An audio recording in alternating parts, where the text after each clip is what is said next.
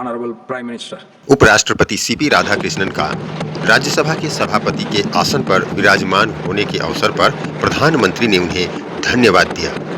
प्रधानमंत्री नरेंद्र मोदी ने जो बातें कही वह सुनने लायक है। आदरणीय सभापति जी, शीतकालीन सत्र का आरंभ हो रहा है और आज सदन के हम सभी माननीय सदस्यों के लिए ये गर्व की पल है आपका स्वागत करना और आपके मार्गदर्शन में सदन के माध्यम से देश को प्रगति की राह पर ले जाने के लिए महत्वपूर्ण विषयों पर चर्चा, महत्वपूर्ण निर्णय और उसमें आपका अमूल्य मार्गदर्शन एक बहुत बड़ा अवसर हम सबके लिए है। मैं सदन की तरफ से, मेरी तरफ से आपको बहुत बहुत बधाई देता हूं, आपका अभिनंदन करता हूं और आपको शुभकामनाएं देता हूं। और मैं विश्वास भी कर देता हूं कि सभी इस सदन में बैठे हुए माननीय सदस्य ये उच्च सदन की गरिमा को संभालते हुए आपकी गरिमा की भी सदा सर्वदा चिंता करेंगे, मर्यादा रखेंगे, ये मैं आपको विश्वास दिलाता हूं।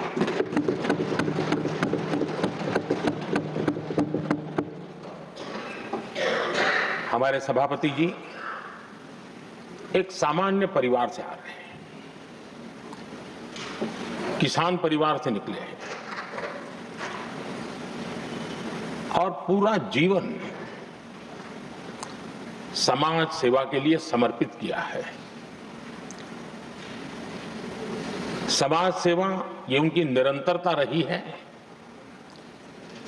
राजनीतिक क्षेत्र उसका एक पहलू रहा है, लेकिन मुख्य धारा समाज सेवा की रही है। समाज के प्रति समर्पित होकर के जितना कुछ अपने युवा काल से लेकर अब तक वो करते आए हैं, करते रहे हैं, वो हम सभी समाज सेवा के प्रति रुचि रखने वाले लोगों के लिए एक प्रेरणा है, एक मार्गदर्शन है। सामान्य परिवार से, सामान्य समाज से, सामान्य राजनीतिक जहां अलग अलग करवट बदलती रही है, उसके बावजूद भी आपका यहां तक पहुंचना, हम सबका मार्गदर्शन प्राप्त होना, ये भारत के लोकतंत्र की सबसे बड़ी ताकत है।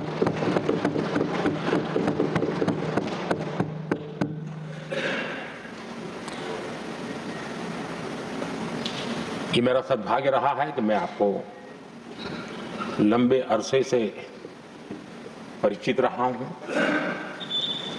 सार्वजनिक जीवन में साथ साथ काम करने का अवसर भी मिला है,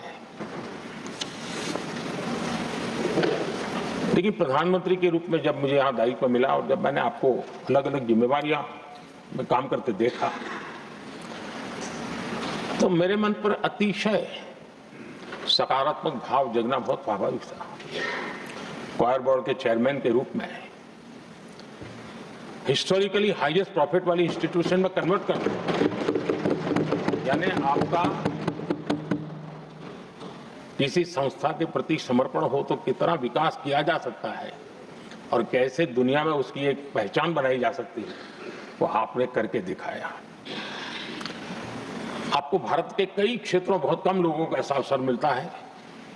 आप झारखंड में, महाराष्ट्र में, तेलंगाना में, पुडुचेरी में राज्यपाल, लेफ्टिनेंट गवर्नर अलग अलग दायित्व संभालते रहे और मैं देखता था कि झारखंड में तो आदिजाति समाज के बीच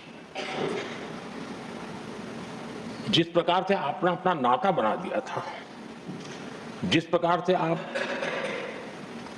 छोटे छोटे गांव तक दौरा करते थे, वहां के मुख्यमंत्री बड़े गर्व के साथ इन बातों का जब भी मिलते थे जिक्र करते थे।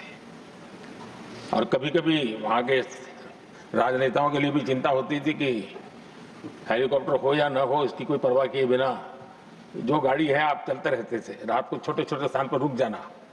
ये जो आपने एक अपना सेवा भाव था, उसको राज्यपाल के पद पर रहते हुए भी जिस प्रकार से आपने उसको एक नई ऊंचाई दी, इससे हम भली भांति परिचित हैं। मैंने आपको एक कार्यकर्ता के रूप में देखा है, एक सहयोगी के रूप में हम साथ काम किए हैं, सांसद के रूप में देखा है, अलग अलग पदों पर देखते हुए आज यहां पर पहुंचे। लेकिन मैंने एक बात महसूस की है कि आमतौर पर सार्वजनिक जीवन में पद पर पहुंचने के बाद कभी लोग पद का भार अनुभव करते हैं और कभी कभी प्रोटोकॉल में दब जाते हैं। लेकिन मैंने देखा है कि आपको और प्रोटोकॉल का कोई नाता ही नहीं रहा है, आप प्रोटोकॉल के परे रहे। और मैं समझता हूं सार्वजनिक जीवन में प्रोटोकॉल से मुक्त जीवन की एक ताकत होती है और वो ताकत हम हमेशा आप में अनुभव करते रहे हैं और ये हमारे लिए गर्व का विषय है। आदरणीय सभापति जी, आपके व्यक्तित्व में सेवा, समर्पण, संयम, इन सभी बातों से हम भली भांति परिचित हैं। वैसे आपका जन्म तो डॉलर सिटी में हुआ और उसकी एक अपनी पहचान है, लेकिन उसके बावजूद भी आपने अपनी सेवा का क्षेत्र अंत्योदय को चुना। आपने हमेशा एक डॉलर सिटी के भी उस तबके की चिंता की जो दबे कुचले और कुछ वंचित परिवार थे, उनकी चिंता की। आदरणीय सभापति जी, मैं उन दो घटनाओं का जरूर जिक्र करना चाहता हूं जिसको कभी मैंने आपसे, आपके परिवारजनों से भी सुना है और जिसने आपके जीवन पर बड़ा प्रभाव पैदा किया है। बाल्यकाल में अविनाशी मंदिर के तालाब में आपका डूबने की संभावनाओं के बीच की अवस्था आपके लिए हमेशा रहा है कि मैं तो डूब रहा था, किसने बताया, कैसे बताया पता नहीं, मैं बच गया।